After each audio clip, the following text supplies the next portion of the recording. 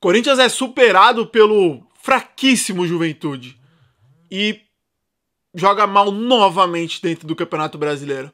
Um time sem intensidade, sem pegada, sem vontade, sem o mínimo de querer, o mínimo de desejo de vencer um jogo importantíssimo para o Corinthians hoje, que era o jogo contra o Juventude.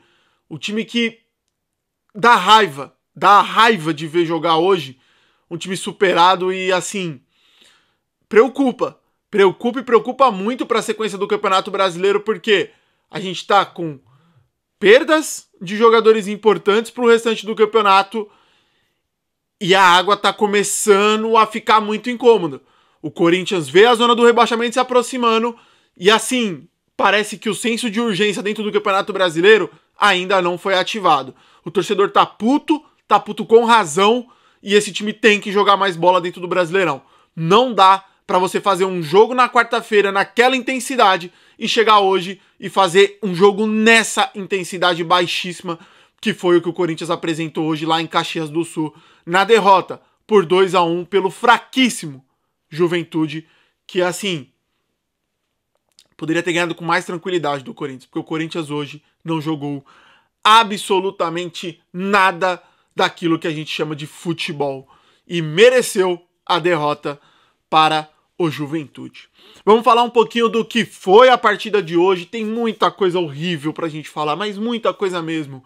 E claro, vamos abordar um pouquinho sobre o que aconteceu no sábado, mas a gente não conseguiu repercutir aqui no canal do Torcedor Corintiano, que foi o impeachment do presidente Augusto, agora ex-presidente Augusto Melo, que não é mais presidente do Esporte Clube Corinthians Paulista.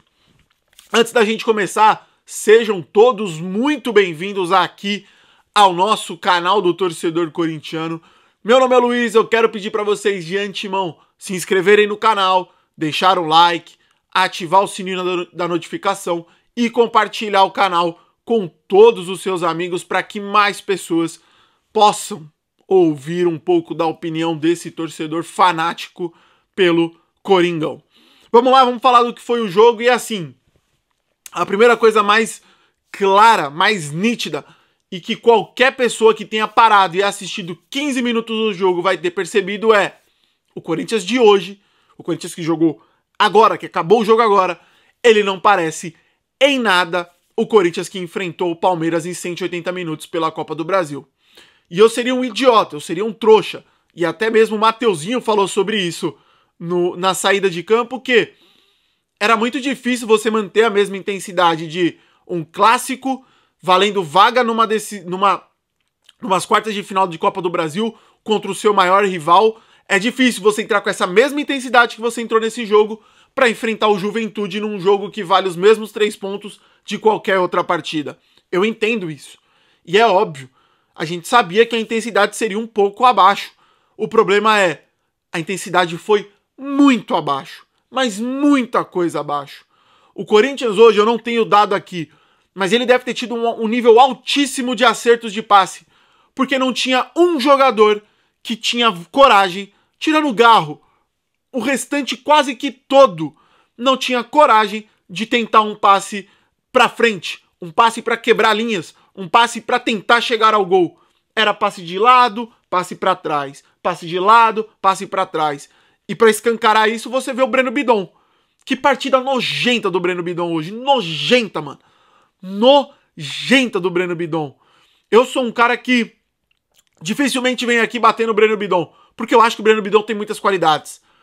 Mas falta pro Breno Bidon um pouquinho de querer, né, mano? Um pouquinho de vontade. Porque o Breno Bidon, ele precisa entender o que ele quer da carreira dele. Ele não vai ser um volante, porque ele não tem físico pra isso. Então não dá pra ele querer ser um primeiro volante. Ele quer ser um segundo volante? Ele vai precisar entender o quê? Eu vou ser esse segundo volante, que vou ser um cara que vou estar pisando na área sempre. Eu vou ser um segundo volante que vou estar armando o jogo de trás. Eu vou ser esse segundo volante que vou parecer um meia, criando jogada pros atacantes. Ou eu vou ser o Breno Bidon que eu tô sendo agora? Um cara que pega a bola e dá pro lateral. Pega a bola, toca no outro volante. Pega a bola, toca no zagueiro. E nunca tem a coragem de tentar um lançamento para um lateral cruzando o campo, para um atacante em profundidade, uma tabela, uma triangulação com o Rodrigo Garro. Ele não tem essa coragem. E hoje ficou escancarado. Foi, acho que talvez um dos piores jogos do Breno Bidon. Horrível o jogo do Breno Bidon. Horrível. E soma-se ao Breno Bidon um time que enfrentou a equipe mais vazada do campeonato brasileiro. O Juventude, se eu não estiver enganado, com o gol de hoje, tomou 36 gols. O Corinthians não conseguiu criar chances claras de gol contra esse Juventude. Por quê? Falta de entendimento de jogo. O Corinthians não... Tirando 10 minutos iniciais do jogo, que o Corinthians até começa bem, os outros 80 minutos é de um time que sofre para criar, sofre para triangular jogadas, sofre para tocar passes. Um Corinthians que tinha posse de bola, perdia, era uma lerdeza para recompor. Tinha posse de bola, mas não tinha objetividade. Tinha posse de bola, mas faltava aquilo de vem jogar, vem aproximar, vamos correr, vamos se entregar.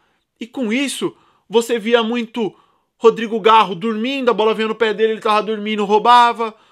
Tentava fazer uma jogada, não fluía. Thales Magno, que assim... O Dorival Júnior tem que dar mais oportunidade pros moleques da base ao invés de Thales Magno e Romero, mano. Não dá, velho. O Romero é um bagulho à parte, mano. O Romero é ídolo, o Romero é muito querido por parte da torcida, mas o Romero não entrega nada. Nada. Nem tentar ele tenta, mano. Hoje o Romero foi expulso num lance bizarro, mano. Bizarro. Uma imbecilidade absurda. O Thales Magno, ele até tenta, mas ele tenta tudo errado. Não é que dá errado. O bagulho já começa errado. Ele domina a bola errado. Ele dá um drible errado. Até quando ele dá um drible errado. Teve uma jogada que ele deu um drible no cara, mas foi um drible errado, que o cara travou e a bola sobrou. Na sequência ele fez uma falta, porque ele adiantou demais a bola. Tem que dar mais oportunidades pro Guinegão, pro Dieguinho, pro Kaique, pra gente ver alguma novidade. Porque não dá. Agora, sem Memphis, você tem que contar com Romero ou Thales Magno. Já deu pra entender que não vai rolar. Não vai rolar, como hoje não rolou. E aí, outras coisas que a gente tem que falar. O Yuri Alberto não voltou da lesão. O Yuri Alberto não pode perder tanto gol como o Yuri Alberto perde. Hoje, no último minuto do jogo, tem uma bola na entrada da área, na pequena área, quer dizer. O Yuri Alberto de esquerda me isola a bola. Mano, você tem que pelo menos acertar o gol. Pelo menos. O Yuri Alberto não pode precisar de 4, 5, 6, 10 oportunidades pra fazer um gol. Ele não pode. Porque esse time sem Carrilho, sem Memphis, esse time jogando do jeito que ele joga no Campeonato Brasileiro, ele não vai ter 10 oportunidades. Então se ele tiver 2, ele tem que aproveitar uma. Isso é algo que os grandes centroavantes fazem. E hoje ele não fez. Tem uma bola no primeiro tempo, se eu não tô enganado, que ele bate cruzado, uma bola totalmente horrível. E tem essa do segundo tempo que não dá pra aceitar. Não dá. Não dá. Tem que ter um aproveitamento melhor. O Garro, depois que voltou da lesão, não voltou a ser o Garro que a gente sabe que é. Hoje dormindo em algumas jogadas, em outras não fluindo, errando passes que ele não erra.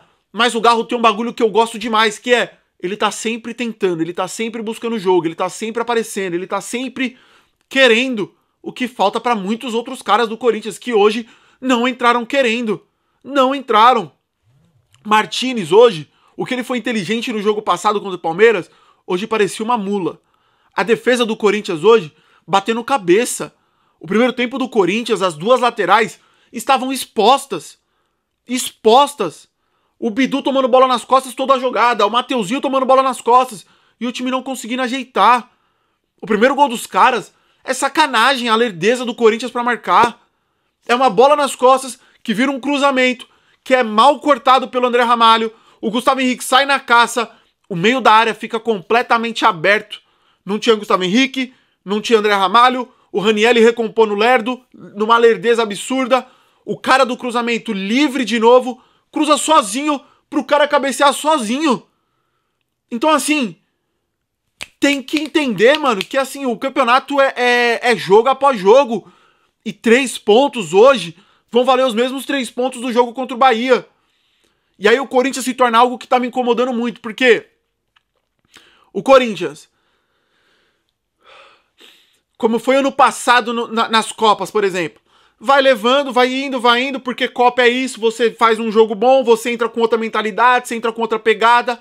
O time titular do Corinthians, com os seus 11 ideais, é um bom time e você vai avançando. E o Campeonato Brasileiro vai ficando escanteado. No Campeonato Brasileiro você não vai somando pontos. Você soma um ponto aqui, outro lá. E aí a água vai batendo.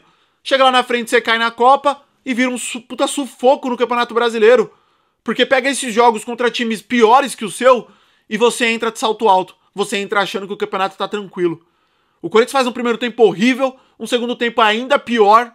Ainda pior, o Corinthians vai jogar só lá na frente, quando já tá perdendo de 2-0, quando já tem o Romero sendo expulso numa imbecilidade, a partir dos 40 minutos do segundo tempo. É aí que o Corinthians começa a jogar bola. É aí que o Corinthians acha um gol com o Mateuzinho numa cobrança de falta, que o goleiro deles falha. E é aí que o Corinthians tem uma chance com o Dieguinho que... Porra, tem que acertar o gol, mano. Puta merda, velho. E a outra com o Yuri Alberto. Tirando isso, é um Corinthians que não jogou futebol. Um Corinthians que não entendeu o que precisava. E fica claro isso na saída de campo quando o Mateuzinho fala. A gente conversou que a gente tinha que... a gente não podia deixar a intensidade cair do jogo do Palmeiras para esse jogo. A gente sabia que isso não podia acontecer. E infelizmente a gente não conseguiu. A intensidade caiu, o time não conseguiu jogar e o time foi apático, facilmente superado pelo essas últimas partes ele não falou, tá? Mas superado pelo Juventude. Porque o time entrou com a intensidade abaixo. Do time titular, quem se salva? O Mateuzinho fez um jogo relativamente ok e tem o gol que dá uma elevada no nível dele. Quem mais? O Hugo, quando deu pra fazer alguma coisa, ele foi bem. Agora, no resto, não teve o que fazer. Angileri entrou bem. Eu gostei da entrada do Angileri, acho que ele foi um dos que melhorou. O Garro errou bastante coisa, um jogo bem abaixo, mas é um cara que tenta. Agora o resto, mano, quem jogou bola, mano? Aí você pega pelo outro lado, Breno Bidon, misericórdia, mano. Thales Magno, sangue de Cristo. Romero, não dá pro Romero, mano. Capitão, entra, a braçadeira vai pra ele. Fazer uma burrice que o Romero fez, mano. Não dá pro Romero se olhar no espelho e falar assim, mano, o que eu tô fazendo é jogar futebol. Não, o Romero não tá jogando futebol, mano. O Romero tá fazendo tudo menos jogar futebol com a camisa do Corinthians. Tudo menos jogar futebol com a camisa do Corinthians, mano. E vai chegar uma hora que a idolatria, que o carisma, que tudo isso não vai mais valer e a torcida vai cobrar como já deveria estar cobrando. Porque muito fraco o Romero. Tá muito fraco. Martínez. Péssimo jogo do Martínez. Péssimo jogo do Martínez. E eu coloquei o Yuri Alberto. Esses são os meus destaques negativos hoje. Yuri Alberto. Sumido no jogo. Pouco participativo. E quando a bola chega pra ele, ele tem que ser mais efetivo. Ele tem que acertar a porra do gol, mano. Deu pra ver que o goleiro dos caras não era nada demais. Porém, o Yuri Alberto não acerta a bola no gol, mano. Falar a verdade, o Corinthians não acerta a bola no gol. Fica difícil ganhar assim, mano. Positivo, eu coloquei os dois laterais. Angileri e Mateuzinho, assim... Positivo porque demonstraram querer um pouco mais do que os outros. Afinal de contas, se esses caras quisessem menos do que os outros, aí a gente teria um baita problema. Solução pra tudo isso? A gente trouxe o Vitinho. E assim, eu vi muita gente nas redes sociais com a seguinte frase. Tem que apoiar. Quando o Hugo chegou, a gente achou que ia dar errado e tudo mais. Rapaziada, porra, não dá pra comparar o Hugo com o Vitinho, né, mano? Um é um cara que surgiu super bem, teve uma fase ruim, muito provavelmente por cabeça, por momento de, eu sou isso, eu sou aquilo outro. Foi pra fora, jogou uma temporada, voltou, chegou na moral e se mostrou um excelente goleiro.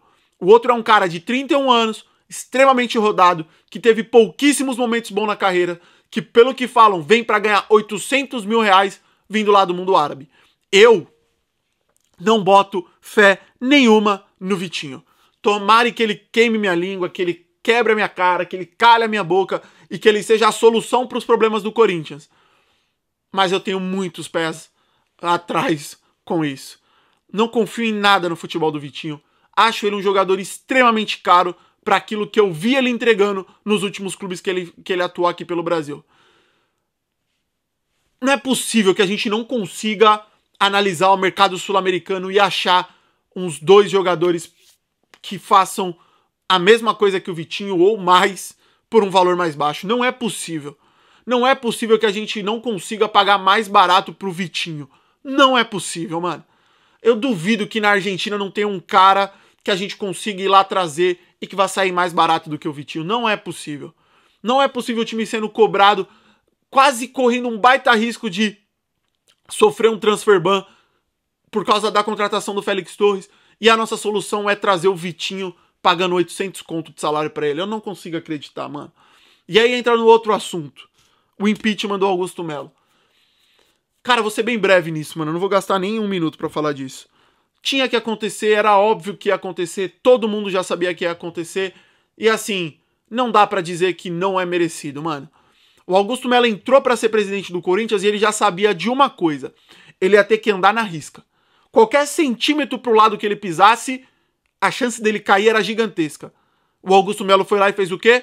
Andou 1 bilhão de quilômetros pro lado. Ele correu pra outro planeta, de tão fora da linha que ele andou. Não tem como passar pano pro Augusto Melo. A partir do momento que Polícia Civil, Ministério Público e o Tribunal de Justiça aderem um pedido, analisam o pedido e falam o seguinte: esse cara, ele é réu por ter, de uma forma ampla, roubado o Corinthians. Não tem como, se você é verdadeiramente corintiano, você tá do lado desse cara. Luiz, mas ele é réu, o réu não é culpado. Meu irmãozão, ele que prove ser inocente, longe do meu Corinthians.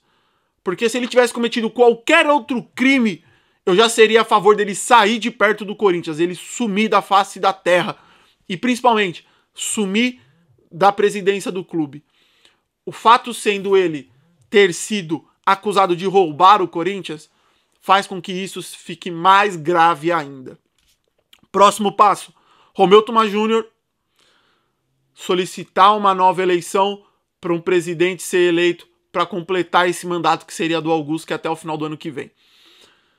Muito se fala que o Osmar Stabile vai ser esse cara. Assim, a gente fica entregue agora na mão desses malucos, porque a votação é ainda mais exclusivo, é ainda mais fechado. E independente de quem venha a ser o presidente, a cobrança tem que continuar a mesma, rapaziada. Entendam uma coisa, se entrar alguém da Renovação e Transparência, a cobrança tem que ser ainda maior, tem que ser o triplo da cobrança que era com o Augusto Melo.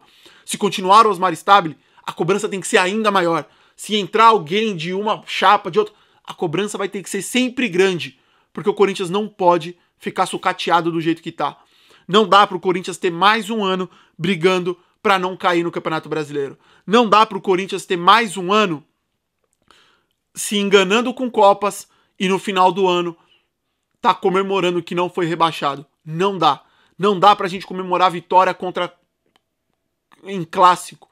O Corinthians tem que viver de títulos, o Corinthians tem que pagar suas dívidas e o Corinthians tem que ser protagonista no mercado financeiro e dentro do campo. Não dá pra fazer o que tá sendo feito com o Corinthians. E isso tem que começar lá da presidência e terminar dentro do campo. Corinthians que termina a rodada, termina o primeiro turno, na 13ª colocação, só que com um porém. O Corinthians e mais alguns poucos clubes são únicos que fizeram os 19 jogos do primeiro turno. Tem uma porrada de time que não fez. E o Corinthians pode terminar o primeiro turno quando todos estiverem com o mesmo número de jogos a 2, 3 pontos da zona do rebaixamento. É perigoso, é dramático e é ainda mais dramático quando a gente vê que a gente tá com Carrilho lesionado, Memphis lesionado e a gente vê o time que tá jogando a falta de vontade dentro do Campeonato Brasileiro. É isso, rapaziada. Agradeço demais a presença de vocês até aqui. Não se esqueçam de deixar o like, se inscrever no canal e ativar o sininho da notificação. Um forte abraço, fiquem todos com Deus e vai Corinthians!